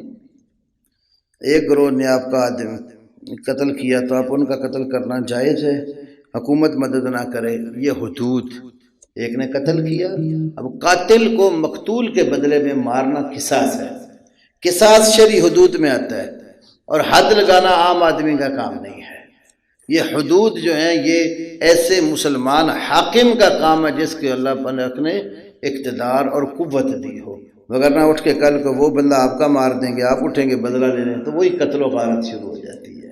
تو اسلام نے اس کے لیے حدود کا نظام رکھا ہے، اور اگر کوئی حاکم وقت مسلمان ہو کر حدود کا خیال نہیں کرتا تو قیامت والے دن وہ اس کا ذمہ دار اور جواب دہ ہوگا۔ آپ جس کے اہل نہیں ہیں اس کام کو اپنے ہاتھ میں نہ لیں۔ امیر معاویہ اہل علم کے ہاں خلیفہ یا بادشاہ، آپ ان کو خلیفہ کی بجائے بادشاہ بھی کہیں تو بادشاہ اسلام میں بری نہیں ہے۔ لفظ خلیفہ کا اطلاق بھی ان پر کر سکتے ہیں۔ ایک ہے خلافت اللہ منہاج النبوہ، جس کے بارے میں ابو داؤد میں سفینہ کی حدیث 30 سال کی آئی ہے۔ ایک ہے عام حکمران کے اوپر بھی خلیفہ کا لفظ بولنا، تو آپ نے وہ جو حدیث بخاری کی ہے کہ اِنَّ بنی اسرائیل کانت تسوسهم الانبیاء، تو انبیاء جو ہے نا بنی اسرائیل کے وہ سیاست کیا کرتے تھے۔ آپ کے بعد فرمایا کوئی نبی نہیں ہے اور لیکن خلفاء آئیں گے، فَيَقْصُرُونَ، وہ بہت زیادہ ہوں گے۔ تو آپ کے بعد بہت زیادہ جو ہے نا حکام کو بھی خلیفہ کہا گیا۔ خلیفہ بمانے فرما روا، تو اس معنی میں وہ خلیفہ بھی ہے۔ ملوکیت کے معنوں میں بھی لیں تو بادشاہ، وہ حدیث ہے اول هذا الامر نبوۃ ورحمۃ ثم تکون خلافۃ ورحمۃ ثم تکون ملکا ورحمۃ، تو اللہ کے نبی نے فرمایا، یہ طبرانی کبیر کی حدیث ہے، شیخ البانی صحیحہ میں لائے ہیں، اس دین کی ابتدا نبوت اور رحمت کے ساتھ ہوئی ہے، پھر خلافت اور رحمت ہوگی، پھر ملوکیت اور رحمت ہوگی۔ تو یہ ملوکیت کو بھی رحمت کا ہے۔ اصل میں ملوکیت فی نفس ہی بری نہیں ہے، ہاں برائی جو ملوک ہوتے ہیں بادشاہ، ان کے کردار کی وجہ سے پیدا ہوتی ہے۔ حقیقتاً ملوکیت بری نہیں ہے۔ قرآن پاک میں اللہ نے یہ بنی اسرائیل پر اپنے انعامات میں سے ذکر کیا ہے۔ اللہ نے کہا تمہارے اندر سے انبیاء اور ملوک بنائے ہیں۔ میری امت کے 12 خلیفے ہوں گے۔ خلیفہ سے مراد حکام ہیں، وہ امام نہیں جو مخصوص اصطلاح ہے 12 والی جو لوگوں نے بنائی ہوئی ہے، کیونکہ وہاں تو امامت کو نبوت سے اعلیٰ سمجھا جاتا ہے۔ باقر مجلسی نے اپنی کتاب حیات القلوب میں لکھا ہے، مرتبہ امامت بالا تر از مرتبہ پیغمبری است، امامت کا رتبہ پیغمبری کے رتبے سے اونچا ہے۔ وہاں 12 کا عدد کسی اور مفہوم میں لیا جاتا ہے، وہ امام کو نبی سے بھی اعلیٰ عرفہ اور اونچا سمجھا جاتا ہے، سوائے رسول اللہ صلی اللہ علیہ وسلم کے تمام صاحب کا۔ لیکن یہاں پر 12 حکام سے، 12 خلیفوں سے مراد امت میں وہ 12 مسلمان حاکم آئیں گے جن کی صفت یہ مسلم کتاب الامارہ کی حدیث کی طرح اشارہ ہے، ان کے دور میں دین غالب رہے گا۔ تو کئی علماء نے اس کے نام بھی ذکر کیے ہیں اور بعض نے نام ذکر نہیں بھی کیے کہ امت میں کوئی بھی 12 ہو سکتے ہیں حکمران جن کے دور میں اسلام منیع غالب رہے گا۔ ڈیبٹ کارڈ کی پروموشن لینا جائز ہے جس کے پیسے بینک دیتا ہے۔ ڈیبٹ کارڈ کے اندر استعمال میں سود کا عنصر بھی شامل ہوتا ہے، تو کوئی ایسا معاہدہ نہ کریں جس کے اندر کسی لحاظ سے بھی سود کا عنصر ہو۔ وہ سود میں تعاون کی ایک شکل بن جاتی ہے۔ تعاونوا علی البر والتقوی ولا تعاونوا علی الاثم والعدوان، نیکی اور پرہیزگاری کے کاموں میں ایک دوسرے کی مدد ہونی چاہیے، گناہ اور زیادتی کے کام میں نہیں ہونی چاہیے۔ اللہم صلی علی محمد وعلی آل محمد کما صلیت علی ابراہیم وعلی آل ابراہیم انکا حمید مجید۔ اللہم بارک علی محمد وعلی آل محمد کما بارکت علی ابراہیم وعلی آل ابراہیم انکا حمید مجید۔ اللہم اشف مرضانا مرض المسلمین، اللہم اشفنا شفاء کاملا وعاجلا، اللہم اذہب الباس رب الناس واشف انت شافی لا شفاء الا شفاؤک شفاء لا یغادر سقما۔ اللہم احفظ الاسلام والمسلمین، اللہم احفظ مساجد المسلمین، اللہم احفظ مدارس المسلمین، اللہم احفظ بیوت المسلمین، اللہم احفظ جنود المسلمین، اللہم احفظهم بما تحفظ به عبادك الصالحین، اللہم ارحم الاحوالنا ولا تنظر الى سوء اعمالنا، اللہم ارحم الاحوالنا ولا تنظر الى سوء اعمالنا، ربنا اغفر لنا ولاخواننا الذين سبقونا بالایمان ولا تجعل في قلوبنا غلا للذين آمنوا ربنا إنك رؤوف رحيم، اللهم إنا نسألك خشيتك في الغيب والشهادة وكلمة الحق في الرضا والغضب والقصد في الغنى والفقر ونعيما لا ينفد وقرة عين لا تنقطع والرضا بعد القضاء، اللهم إنا نسألك برد العيش بعد الموت، اللهم إنا نسألك برد العيش بعد الموت ولذة النظر إلى وجهك والشوق إلى لقائك في غير ضراء مضرة ولا فتنة مضلة، اللهم زينا بزينة الإيمان واجعلنا هداة مهتدين وقره إلينا الكفر والفسوق والعصيان واجعلنا من الراشدين ربنا لا تزغ قلوبنا بعد إذ هديتنا وهب لنا من لدنك رحمة إنك أنت الوهاب ربنا تقبل منا إنك أنت السميع العليم وتب علينا إنك أنت التواب الرحيم وصلى الله تعالى على نبينا ورسولنا محمد صلى الله عليه وسلم برحمتك يا أرحم الراحمين سبحانك اللهم وبحمدك أشهد أن لا إله إلا أنت أستغفرك وأتوب إليك لا إله إلا الله محمد رسول الله عليه صلاة الله وآله والأحبة